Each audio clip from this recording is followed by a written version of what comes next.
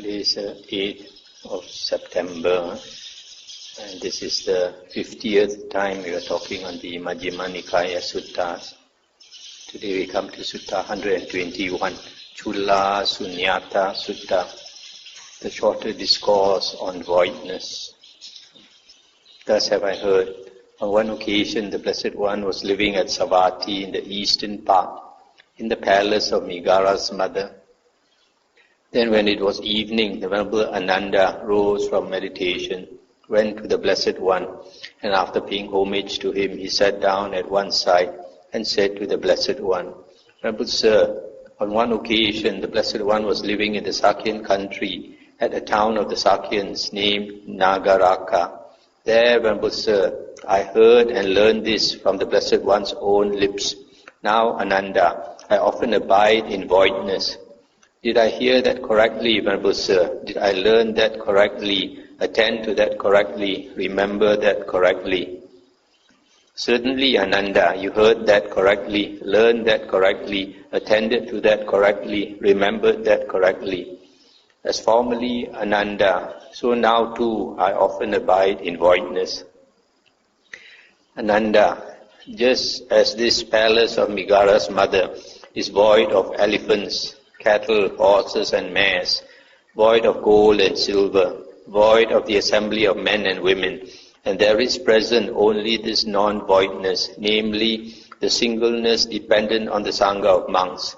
So too, a monk, not attending to the perception of village, not attending to the perception of people, attends to the singleness dependent on the perception of forest. His mind enters into that perception of forest and acquires confidence, steadiness and decision. He understands thus, whatever disturbances there might be dependent on the perception of village, those are not present here. Whatever disturbances there might be dependent on the perception of people, these are not present here. There is present only this amount of disturbance, namely the singleness dependent on the perception of forest. He understands this field of perception is void of the perception of village. This field of perception is void of the perception of people. There is present only this non-voidness, namely the singleness dependent on the perception of forest. Thus he regards it as void of what is not there. But as to what remains there, he understands that which is present thus. This is present.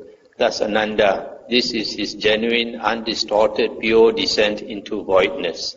Stop here for a moment.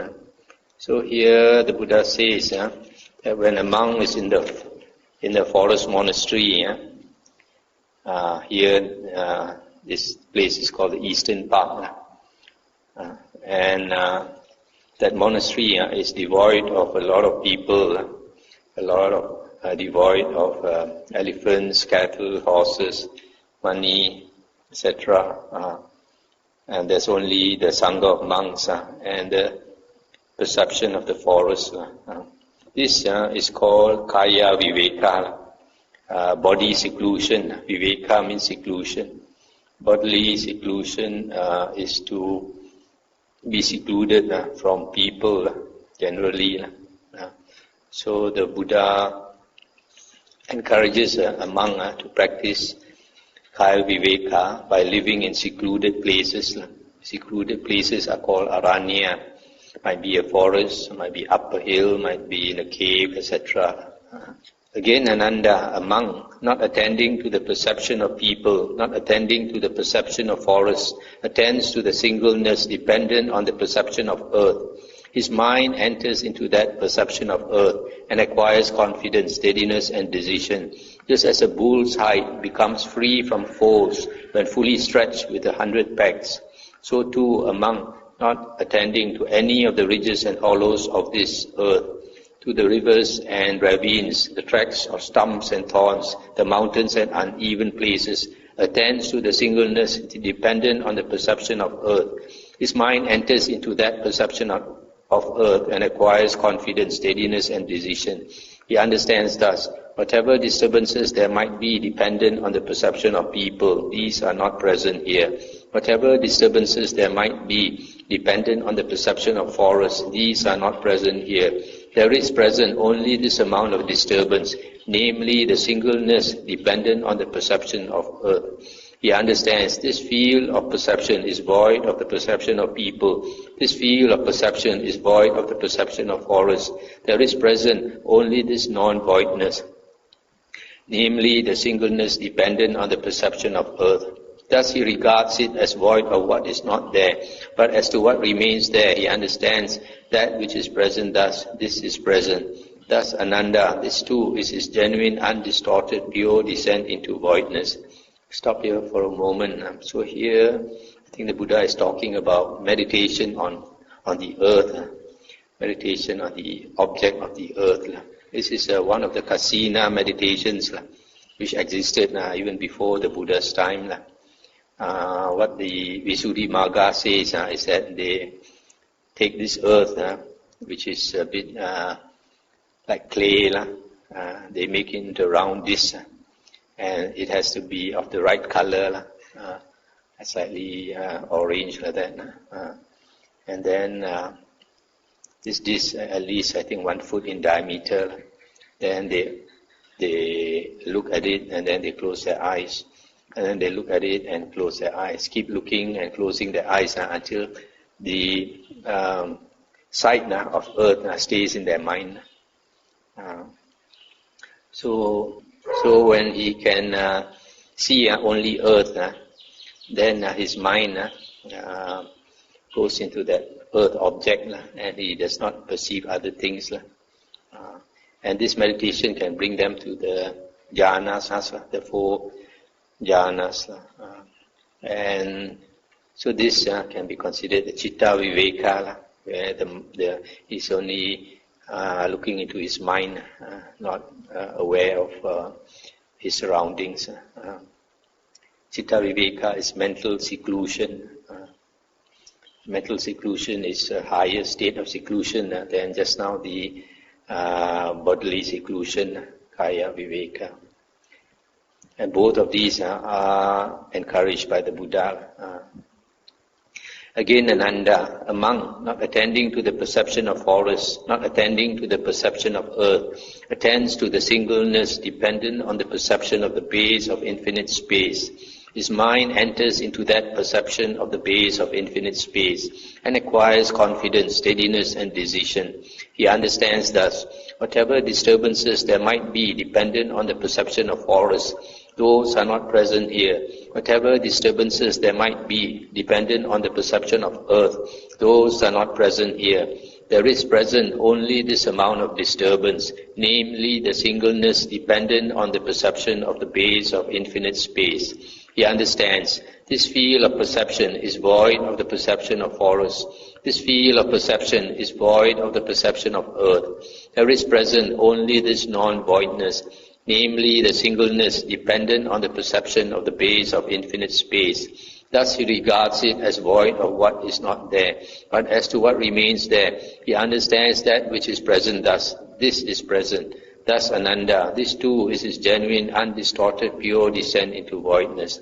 Stop here for a moment. So here, this monk, he attains the arupa, the first arupa, which is the base of infinite space. So he's only aware, he only perceives the base of infinite space and nothing else.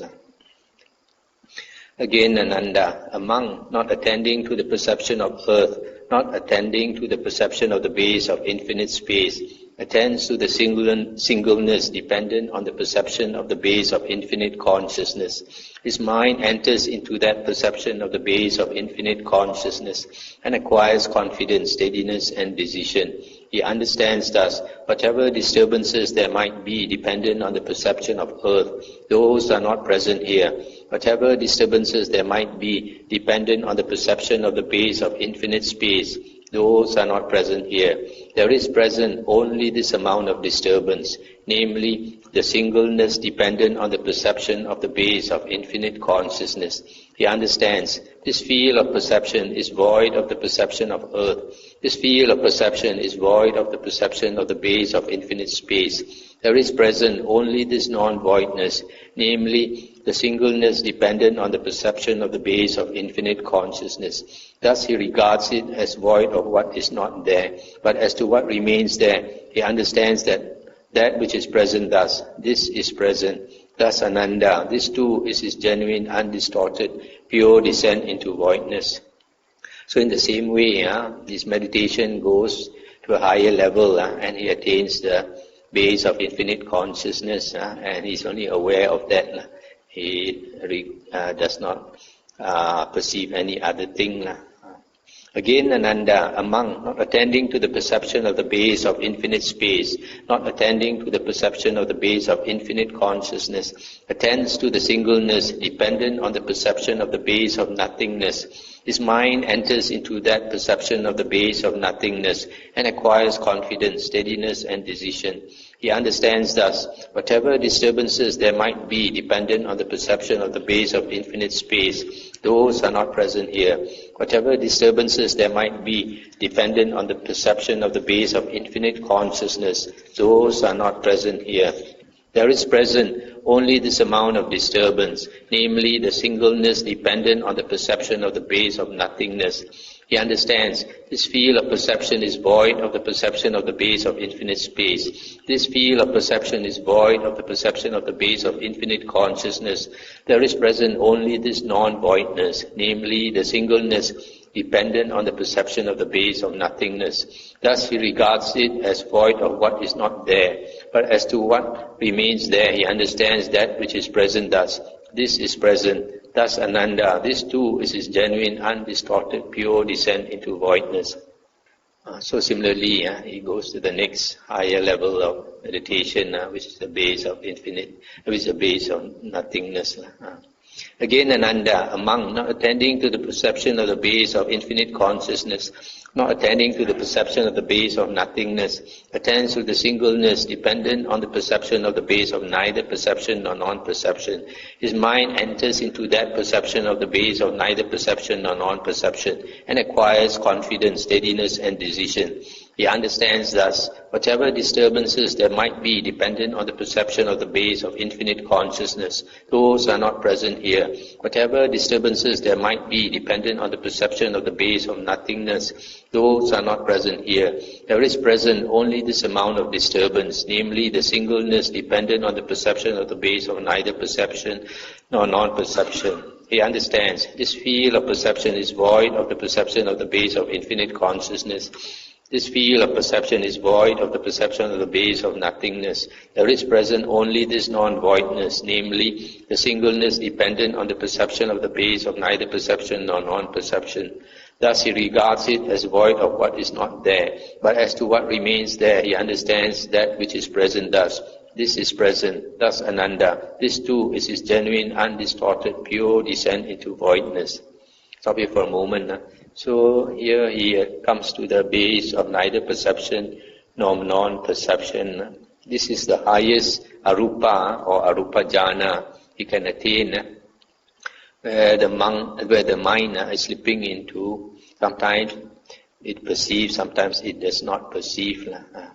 Again, Ananda, among not attending to the perception of the base of nothingness, not attending to the perception of the base of neither perception nor non-perception, attends to the singleness dependent on the signless concentration of mind.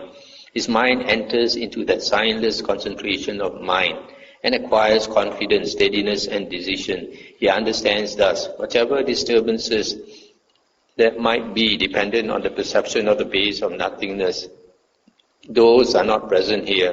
Whatever disturbances there might be dependent on the perception of the base of neither perception nor non-perception, those are not present here. There is present only this amount of disturbance, namely that connected with the 6 bases that are dependent on this body and conditioned by life.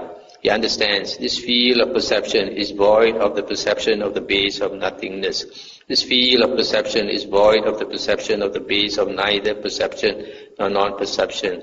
There is present only this non-voidness, namely that connected with the 6 bases that are dependent on this body and conditioned by life. Thus he regards it as void of what is not there, but as to what remains there, he understands that which is present thus. This is present.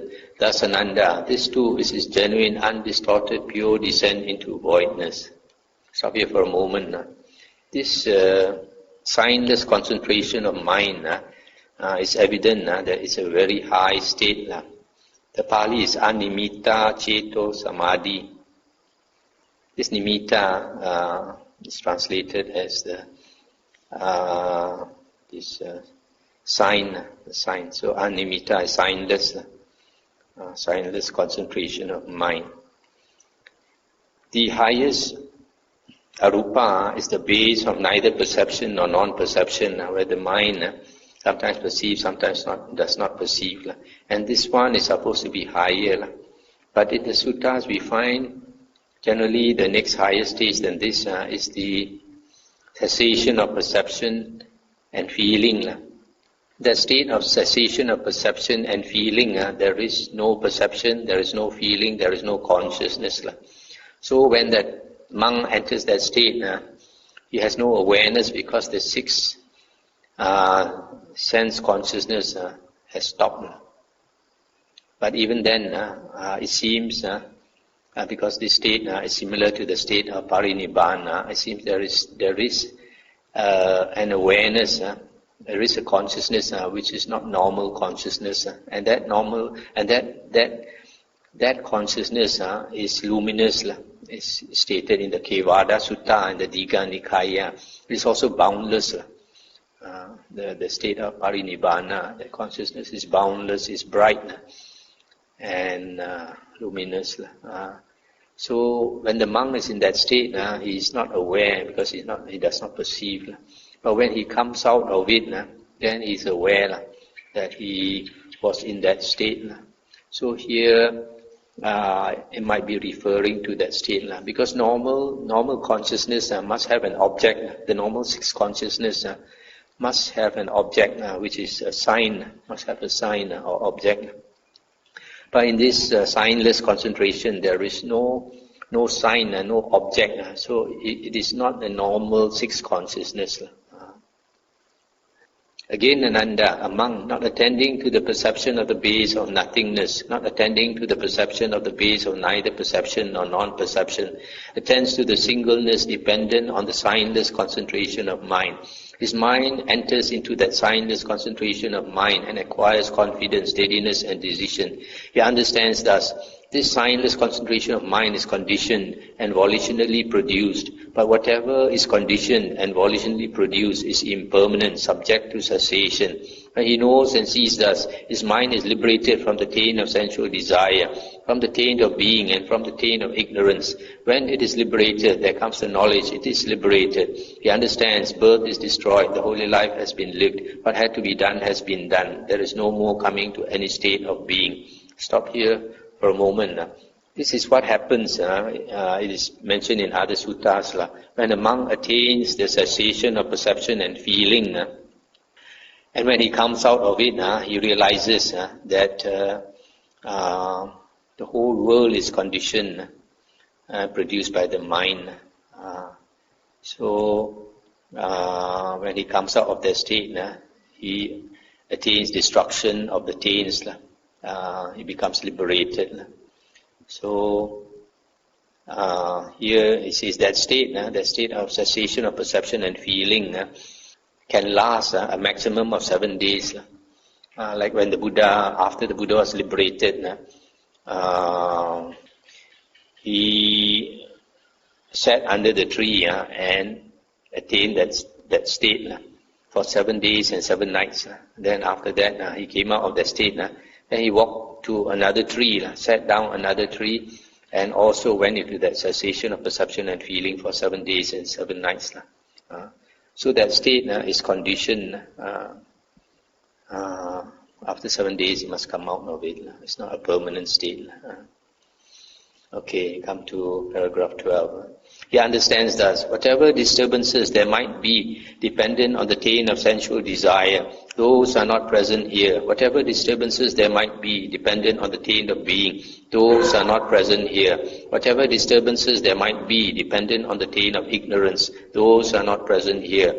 There is present only this amount of disturbance, namely that connected with the 6 bases. that are dependent on this body and conditioned by life. He understands this field of perception is void of the taint of sensual desire. This field of perception is void of the taint of being. This field of perception is void of the taint of ignorance. There is present only this non-voidness, namely that connected with the 6 bases that are dependent on this body and conditioned by life. Thus he regards it as void of what is not there. But as to what remains there, he understands that which is present thus. This is present. Thus Ananda, this is his genuine, undistorted, pure descent into voidness, supreme and unsurpassed. Ananda, whatever recluses and Brahmins in the past entered upon and abided in pure, supreme, unsurpassed voidness, all entered upon and abided in this same pure, supreme, unsurpassed voidness. Whatever recluses and Brahmins in the future will enter upon and abide in pure, supreme, unsurpassed voidness, all will enter upon and abide in this pure, supreme, unsurpassed voidness. Whatever recluses and Brahmins in the present enter upon and abide in pure, supreme, unsurpassed voidness, all enter upon and abide in this same pure, supreme, unsurpassed voidness. Therefore, Ananda, you should train thus. You will enter upon and abide in pure, supreme, unsurpassed voidness.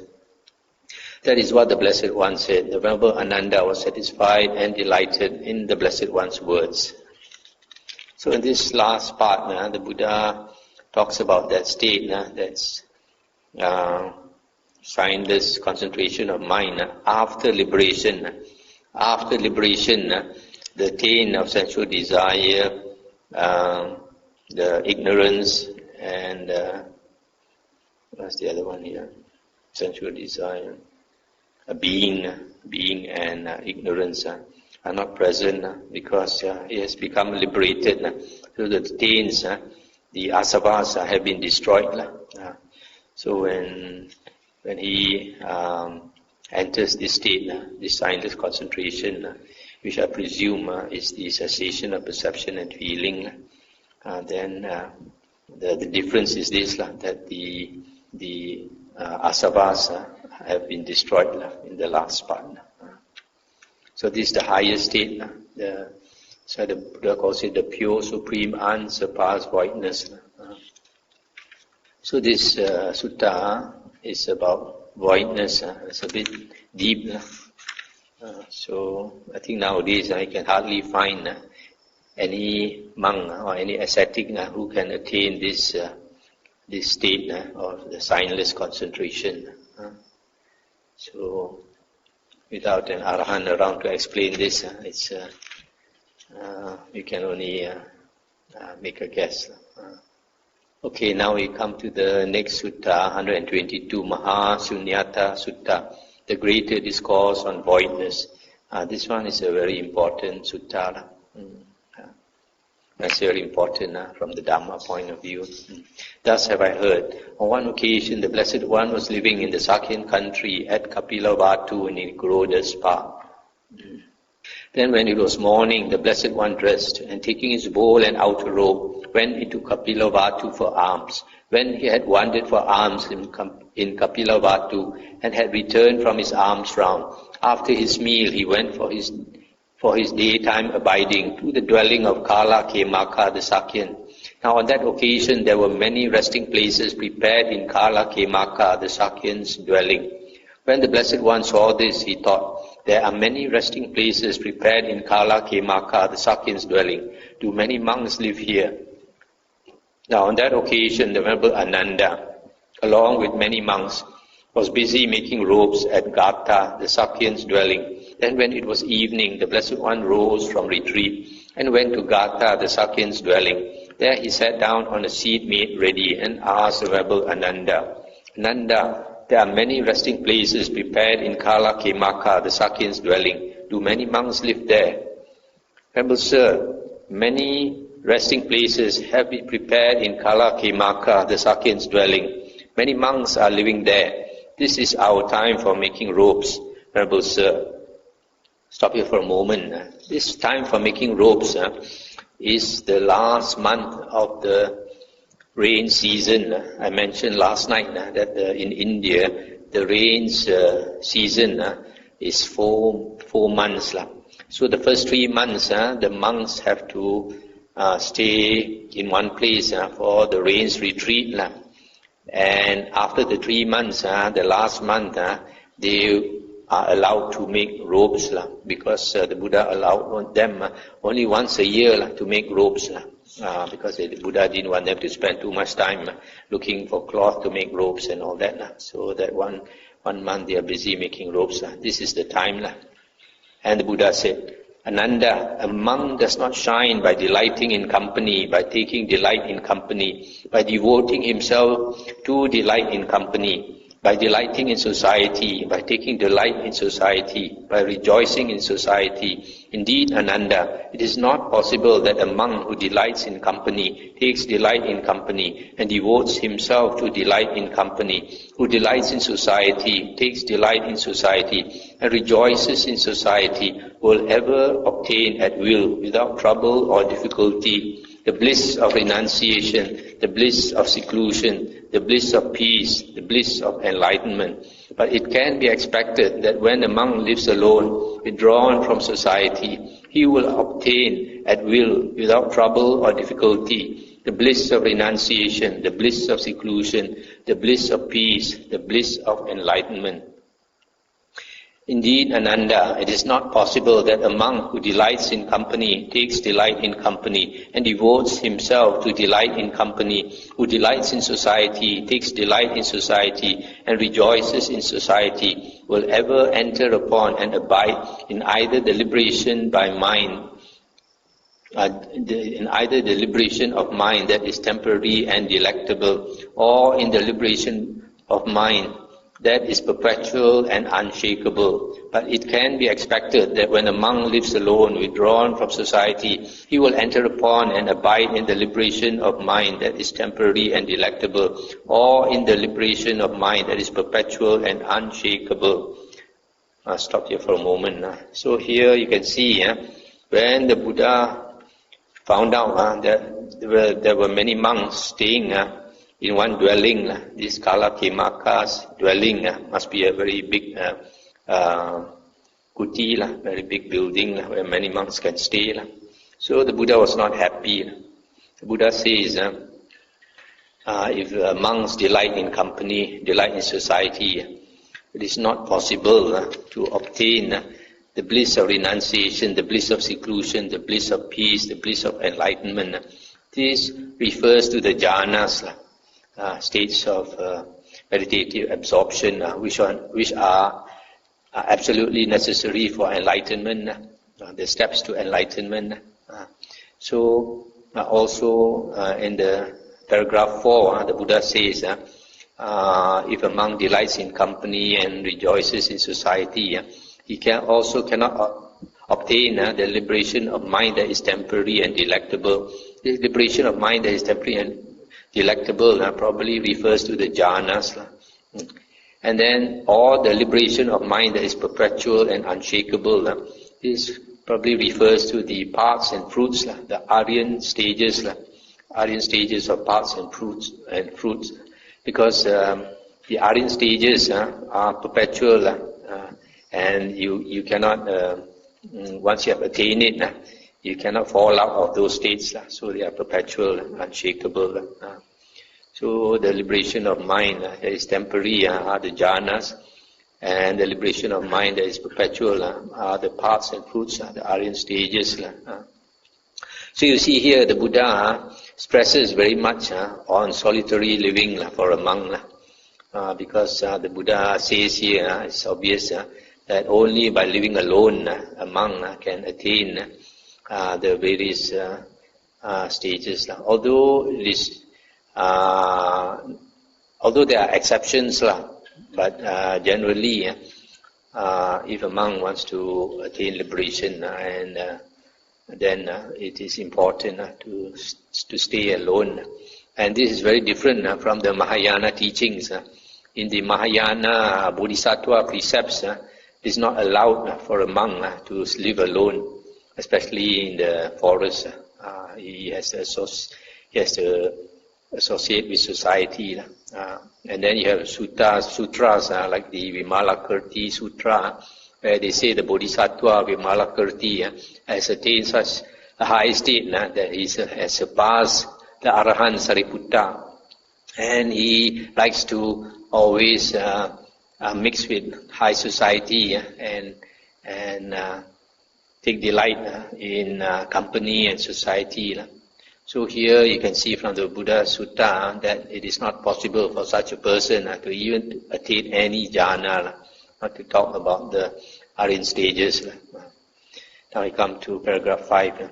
I do not see even a single kind of form, Ananda, from the change and alteration of which there would not arise sorrow, lamentation, pain, grief and despair in one who lusts for it and takes delight in it. However, Ananda, there is this abiding discovered by the Tathagata to enter and abide in voidness internally by giving no attention to all signs.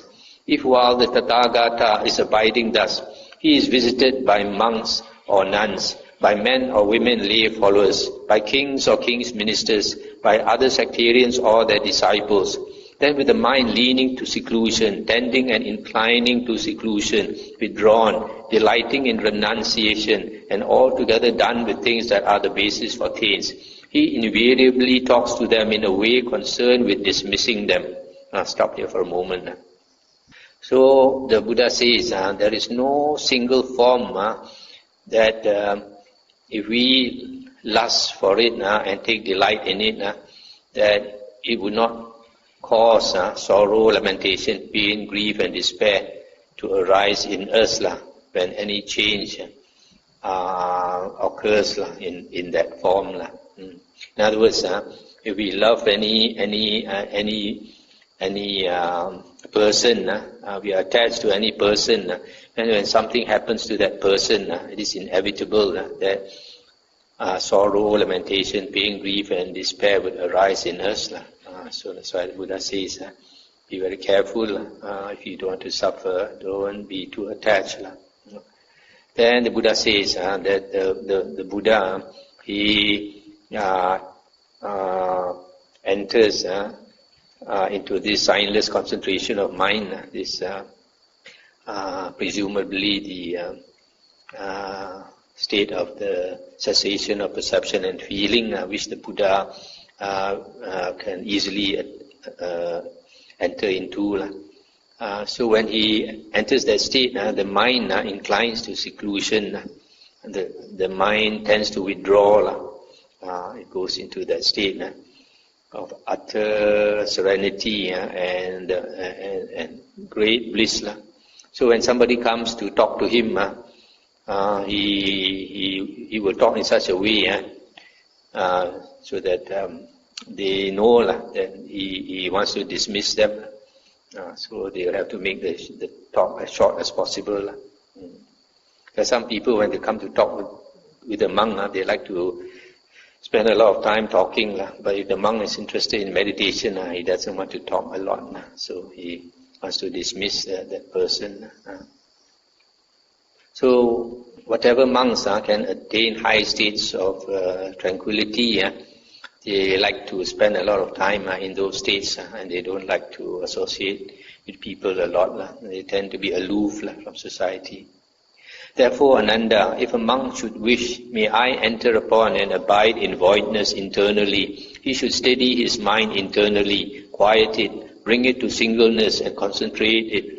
And how does he steady his mind internally, quiet it, bring it to singleness and concentrate it?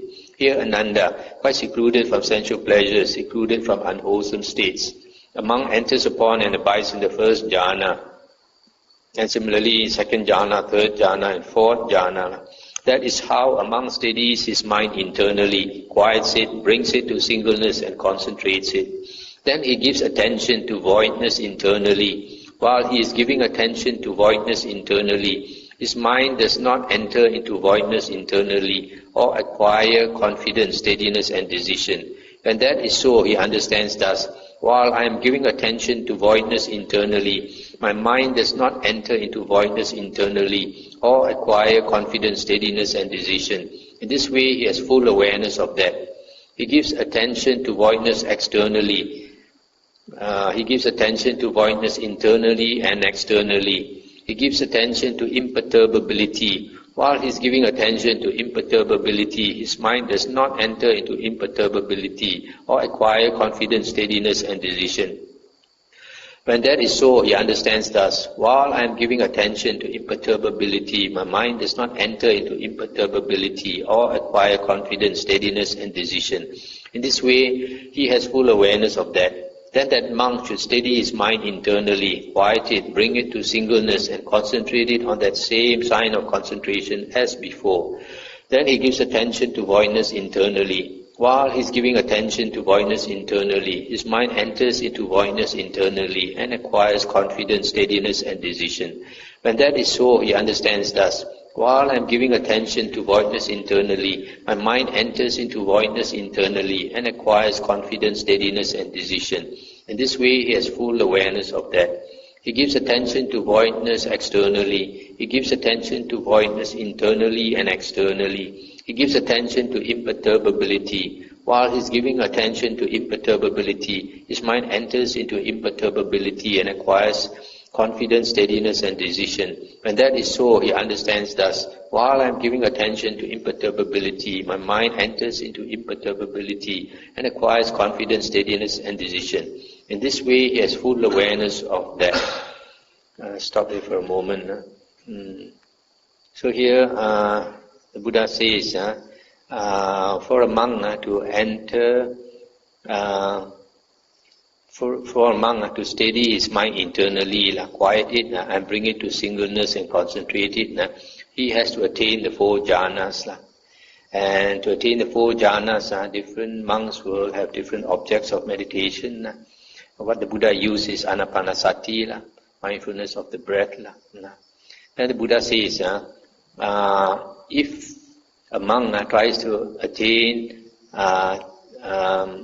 to give attention to voidness internally, but his mind does not enter into that voidness internally, and then he should try to contemplate on voidness externally, and if that is not successful, then he should try both internally and externally, and then after that try imperturbability. This imperturbability refers to the 4th jhana and above, the state of tranquility, which is such a high state.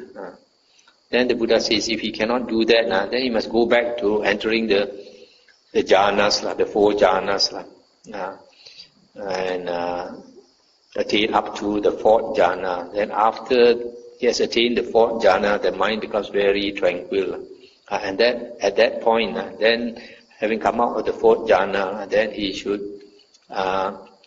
give attention to voidness internally. Then he should be able to enter into it. And also all the others, externally, internally and externally, and the sign of imperturbability. This giving attention to voidness internally is mentioned in paragraph 6. That means by giving no attention to all signs, not giving attention to any sign, just to enter into his mind. Okay, now we come to paragraph 11. When a monk abides thus, if his mind inclines to walking, he walks thinking, while I am walking thus, no evil, unwholesome states of covetousness and grief will beset me. In this way, he has full awareness of that. And when a monk abides thus, if his mind inclines to standing, he stands.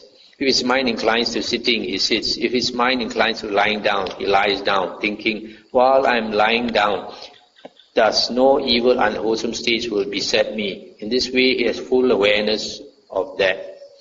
When a monk abides thus, if his mind inclines to talking, I'll stop here for a moment. So here, if this monk can give attention after attaining the 4 jhanas, if he can give attention to the voidness internally, externally, and imperturbability, and enter into it, and then when he comes out of it, if he's walking or standing or sitting or lying down, then he says, Buddha says, no evil, unwholesome states of covetousness and grief will beset me.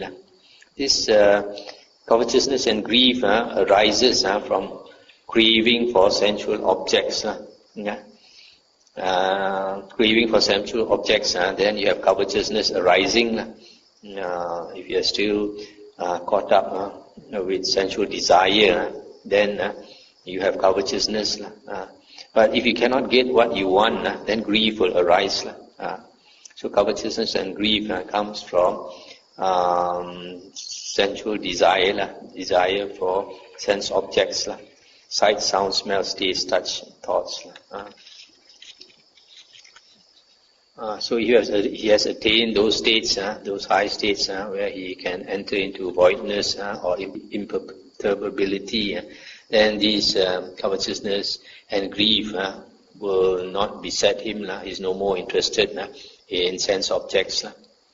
When a monk abides thus, if his mind inclines to talking, he resolves, such talk as is low, vulgar, coarse, ignoble, unbeneficial, and which does not lead to disenchantment, dispassion, cessation, peace, direct knowledge, enlightenment, and nibbana. That is, talk of kings, robbers, ministers, armies, dangers, battles, food, drink, clothing, beds, garlands, perfumes, relatives, vehicles, villages, towns, cities, countries, women, heroes, streets, wells, the dead, trivialities, the origin of the world, the origin of the sea, whether things are so or are not so. Such talk I shall not utter. In this way he has full awareness of that. But he resolves, such talk as deals with effacement, as favors the mind's release, and which leads to complete disenchantment, dispassion, cessation, peace, direct knowledge, enlightenment, and nibbana. That is, talk on wanting little, on contentment. Wanting little is also translated as few wants. On contentment, seclusion, aloofness from society, arousing energy, virtue or moral conduct, concentration, wisdom, deliverance or liberation, knowledge and vision of deliverance. Such talk I shall utter. In this way he has full awareness of that. I'll stop here for a moment. So here the Buddha says, if the monk abides in these states of these deep states of tranquility, then he will not engage in base talk. This such talk as is low is tirachana kata, literally translated as animal talk, worldly talk. But he will only talk what concerns the Dhamma. When a monk abides thus, if his mind inclines to thinking, he resolves such thoughts as are low, vulgar, coarse, ignoble, unbeneficial, and which do not lead to disenchantment, dispassion, cessation, peace, direct knowledge, enlightenment, and nibbana. That is, thoughts of sensual desire, thoughts of ill will, and thoughts of cruelty. Such thoughts I shall not think. In this way he has full awareness of that.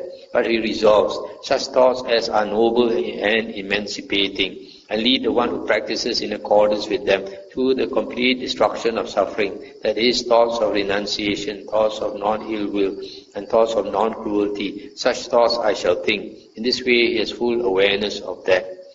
Stop here for a moment. So here also the Buddha says that this monk, he will be aware of his thoughts. He will only think right thoughts, not wrong thoughts. Ananda, there are these 5 chords of sensual pleasure. What 5? Forms cognizable by the eye that are wished for, desired, agreeable and likable, connected with sensual desire and provocative of lust. Sounds cognizable by the ear, odors cognizable by the nose, flavors cognizable by the tongue, tangibles cognizable by the body, that are wished for, desired, agreeable and likable, connected with sensual desire and provocative of lust. These are the 5 chords of sensual pleasure. Herein a monk should constantly review his own mind thus. Does any mental excitement concerning these 5 chords of sensual pleasure ever arise in me on any occasion? If on reviewing his mind the monk understands, mental excitement concerning these 5 chords of sensual pleasure does arise in me on certain occasions, then he understands, desire and lust for the 5 chords of sensual pleasure are unabandoned in me. In this way he has full awareness of that. But if on reviewing his mind the monk understands, no mental excitement concerning these 5 chords of sensual pleasure arises in me on any occasion, Then he understands, desire and lust for the 5 chords of sensual pleasure are abandoned in me. In this way, he has full awareness of that. I'll stop here for a moment. So here, the Buddha says a monk should examine his own mind and see whether he has any desire and lust for sight, sound, smells, taste, and touch. Unless a monk has attained jhana and constantly abides in jhana, otherwise he would still have this desire and lust for the 5 chords of sensual pleasure. So not simply any monk can get rid of desire and lust for the 5 chords of sensual pleasure.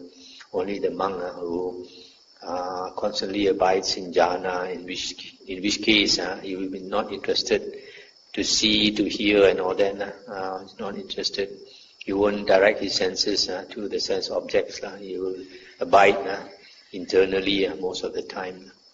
Ananda, there are these 5 aggregates affected by clinging, in regard to which a monk should abide contemplating rise and fall thus. Such is material form or body, such its arising, such its disappearance, such is feeling, such its arising, such is disappearance, such is perception, such its arising, such is disappearance, such is volition, such is arising, such is disappearance, such is consciousness, such is arising, such is disappearance.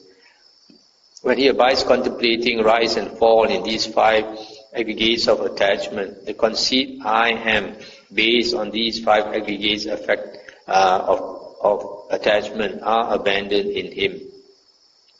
When that is so, the monk understands the conceit I am based on these 5 aggregates of attachment is abandoned in me. In that way, he has full awareness of that. These states have an entirely wholesome basis. They are noble, supramundane, and inaccessible to the evil one. So here, the Buddha says, to get rid of the conceit, I am, which is very difficult to do, that only the Arahant can get rid of the conceit I am. The Buddha says we should constantly contemplate the 5 aggregates of attachment which we take to be I or mine, or I am in the 5 aggregates, or the 5 aggregates are in me. So constantly we should see the impermanence of the body, feeling, perception, volition and consciousness, or body and mind. What do you think, Ananda? What good does a disciple see that he should seek the teacher's company even if he is told to go away? Venerable Sir, our teachings are rooted in the Blessed One, guided by the Blessed One, have the Blessed One as their resort.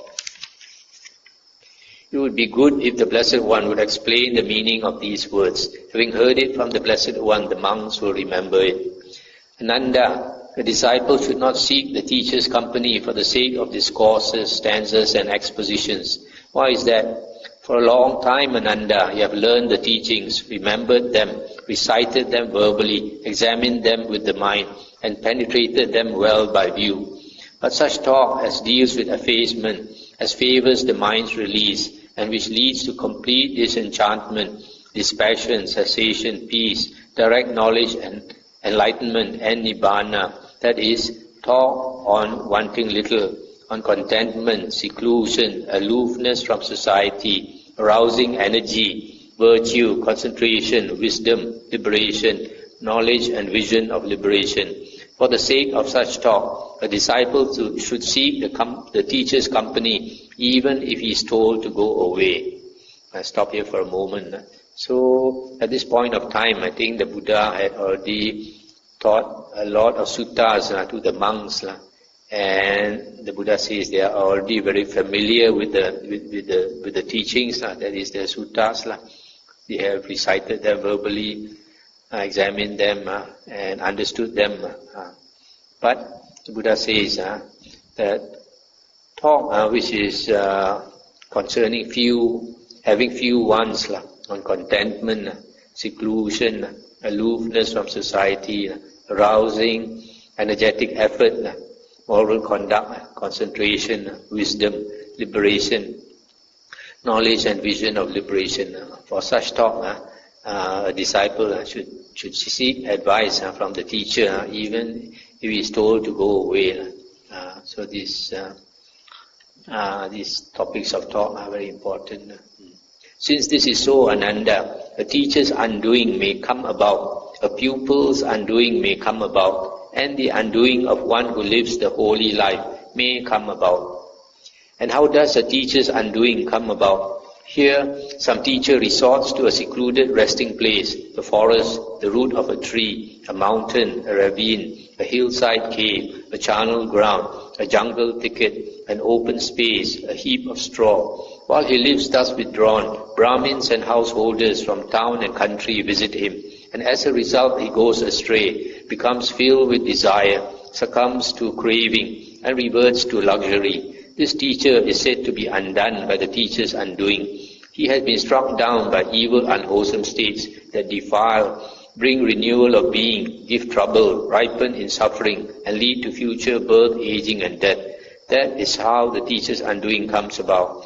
And how does a pupil's undoing come about? A pupil of that teacher, emulating the teacher's seclusion, resorts to a secluded resting place, the forest, the root of a tree, a mountain, ravine, hillside cave, etc. While he lives thus withdrawn, Brahmins and householders from town and country visit him, and as a result he goes astray, becomes filled with desire, succumbs to craving, and reverts to luxury. This pupil is said to be undone by the pupil's undoing. He has been struck down by evil, unwholesome states that defile, bring renewal of being, give trouble, ripen in suffering, and lead to future birth, aging, and death. This is how the pupil's undoing comes about. Now, stop here for a moment. Here the Buddha is talking about a teacher and the pupil who goes to a secluded place to practice. But maybe because they become famous and a lot of people come to visit them and bring offerings and all that. So they get a lot of offerings, they get become famous. And then they go astray. It's very easy to go astray, especially when a monk becomes famous. So this is said to be a teacher's undoing and a pupil's undoing. These two refers to external ascetics, not to the Buddha's disciples. And this, as a result of this, they will continue on the round of samsara, the round of rebirths, and also they will suffer, having been overcome by name and fame and offerings and all that.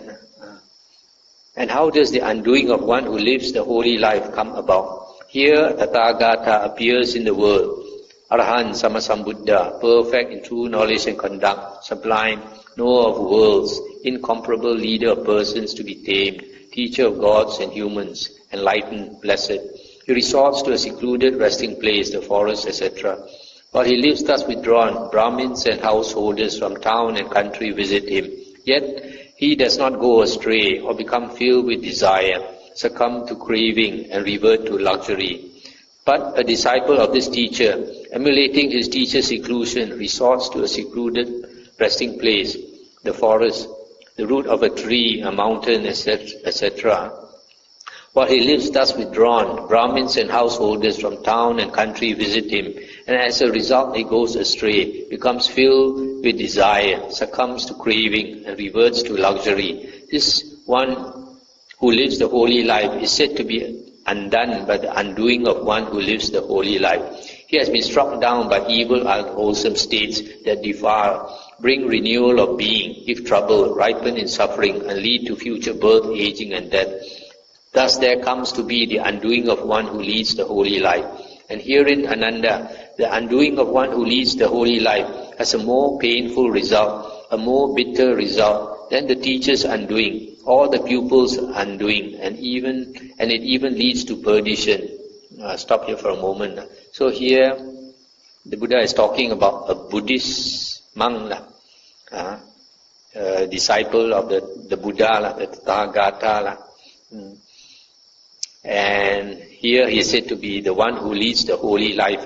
Whereas the earlier when the Buddha talked about the teacher and the pupil, he does not say that they lead the holy life, because the real holy life is the path taught by the Buddha, the path that leads out of the round of rebirths.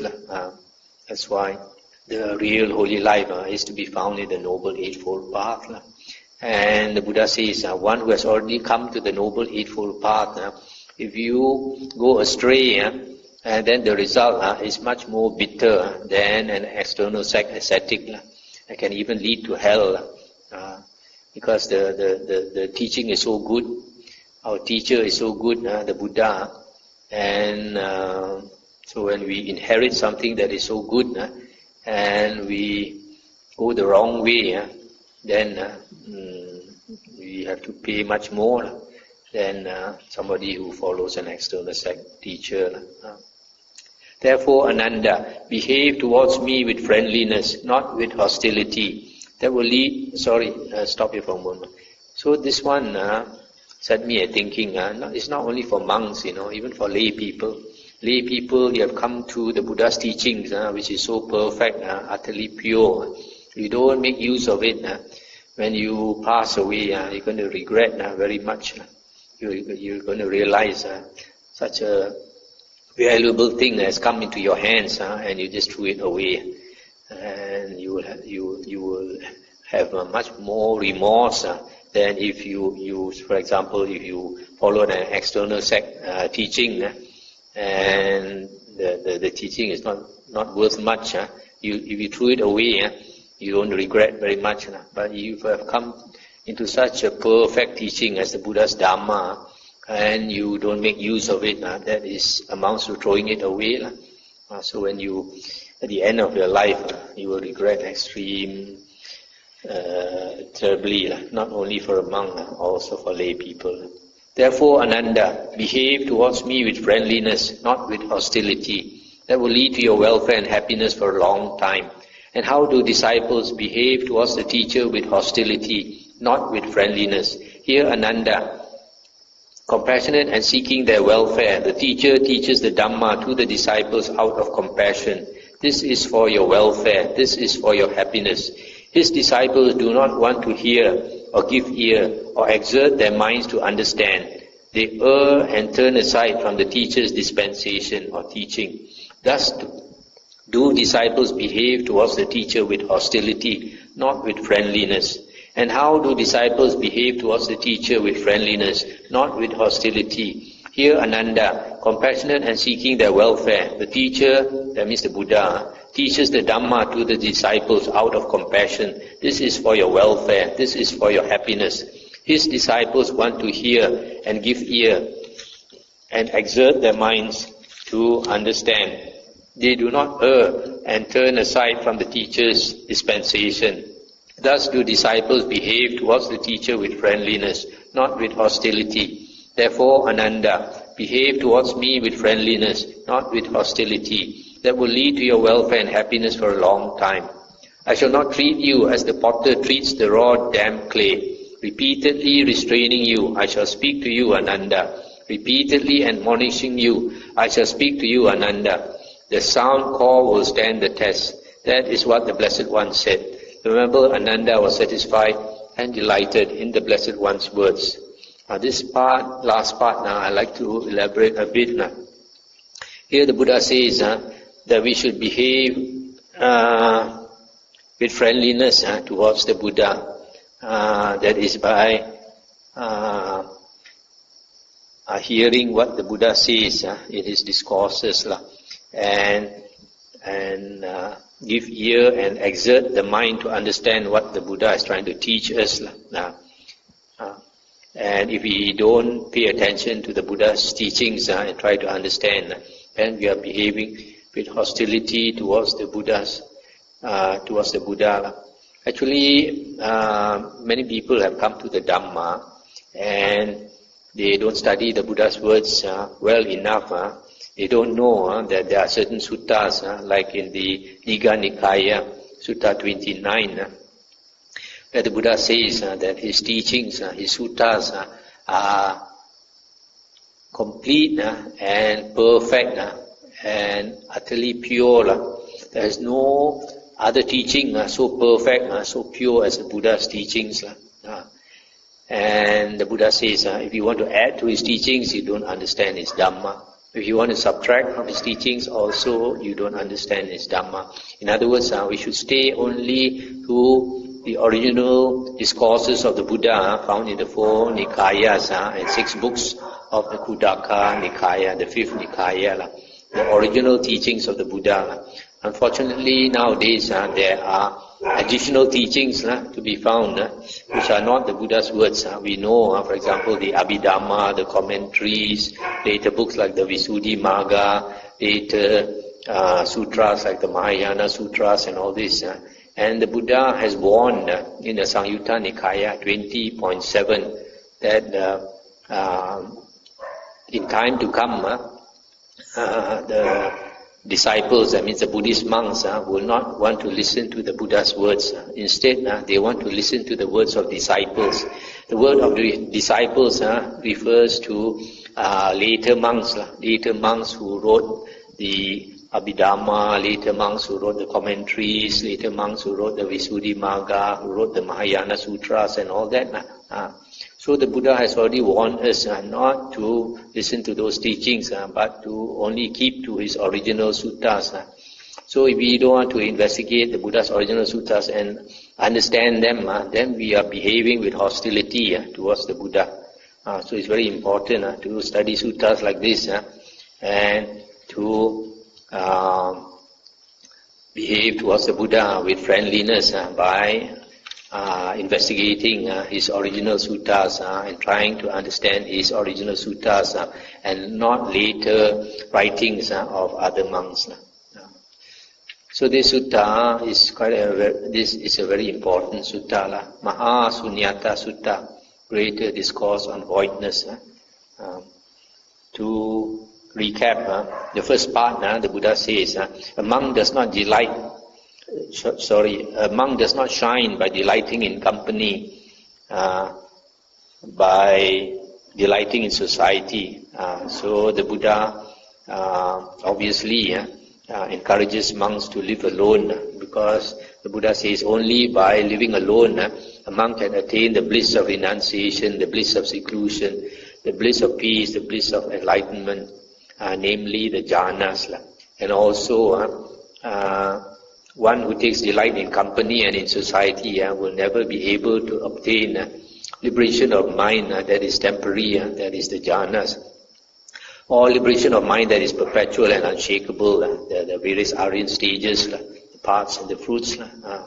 So it is obvious from here that solitary living for a monk is very important if he wants to get out of samsara.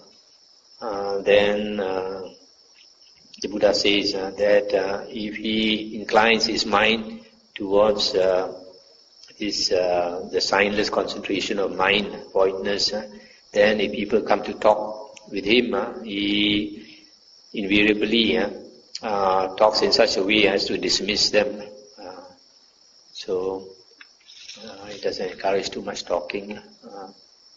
And then the Buddha says a monk should engage in talk that only deals with effacement, talk on wanting little, on contentment, seclusion, aloofness from society, arousing energy, virtue, concentration, wisdom, liberation, knowledge and vision of liberation, and not to engage in worldly talk. And then the Buddha also said to constantly review the mind, whether the mind is excited by the 5 chords of sensual pleasure, and if the mind is excited by 5 chords of sensual pleasure, then one should make more effort to attain the bliss of seclusion, the bliss of renunciation, so that he goes into his mind rather than outwards into the worldly pleasures. And also the Buddha says to abandon the conceit I am is very important, to see impermanence in the 5 aggregates. which are also the body and the mind. Constantly to see impermanence in the body and the mind, and slowly we will cut the conceit, I am. And then the Buddha also warns that once a monk has come into the Dhamma, and if he goes astray, it's very dangerous for a monk who wears the robe to go astray. It can even lead him to hell. And then lastly, the Buddha says that we should behave with friendliness to the Buddha by trying to understand his words in the original teachings. And then the Buddha says that Ananda, I shall not treat you as the potter treats the raw damp clay. In other words, I won't treat you as something very delicate. The Buddha says he constantly admonishes his disciples. His sound call will stand. So actually a lot of people don't know the Dhamma. They think showing compassion means to be to speak kind words to the disciple all the time. You find this is not what happens with the Buddha. Buddha sometimes, when the disciples do something wrong, he will scold them. He call them foolish men,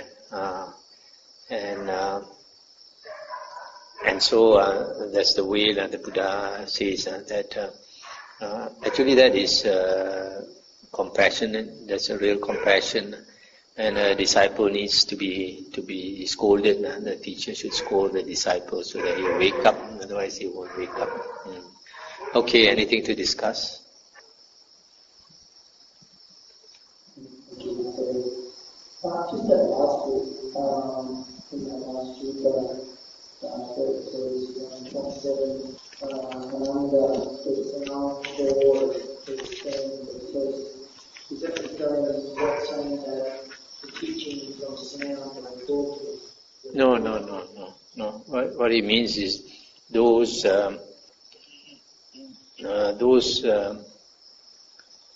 genuine disciples will withstand all that scolding. Those genuine monks, because sometimes the Buddha talks about genuine monks and fraud monks. About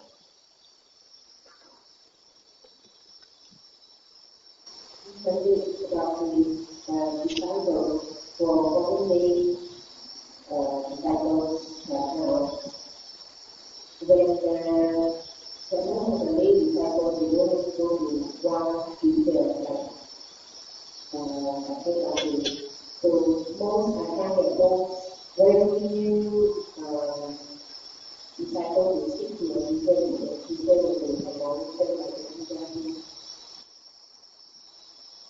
Yes. Because there are a lot of monks who like to be popular. So sometimes they know what is the real Dhamma, what is not the real Dhamma. But they dare not speak out because they want to have a lot of disciples, they want to have a lot of supporters, they want to be popular, they want to be famous. So they dare not speak out. So they tend to speak words which people like to listen. Sometimes they even say that their disciples have attained various stages of attainment and all these things. But that is not the Buddha's way. The Buddha, in the suttas you find the Buddha says, if it is white, we should say it is white. If it is black, we should say it is black. We should speak the truth. No fear or favor.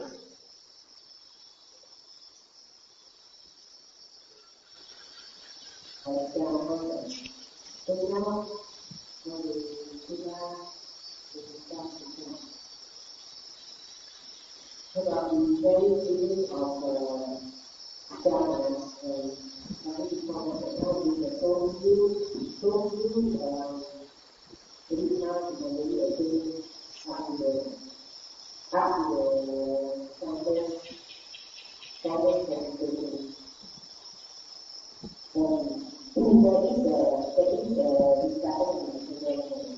talk about the two-way relation and liberated by wisdom.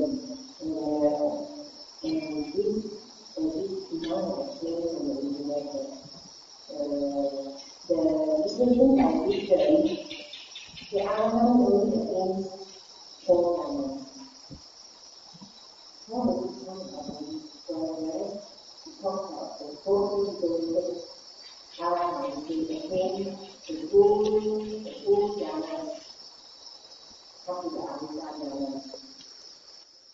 how can he say that the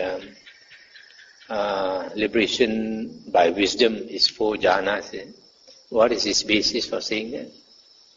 Because we find in the, for example, Venerable Sariputta is supposed to be liberated by wisdom. That is what the commentaries say. And in the Anupada Sutta, we found that Venerable Sariputta has attained all the 4 rupa jhanas, all the 4 arupas, and plus cessation of perception and feeling.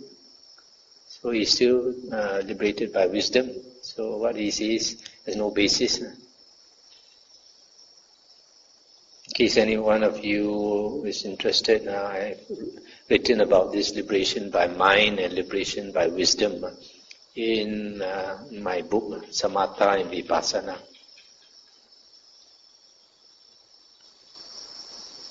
So that I think that in this one talk about Bodhisattva, even the Bodhisattva needs to attain all the lifetime. Yeah, but that opinion, I think, even is a lot of the Mahayanists won't support that, isn't it?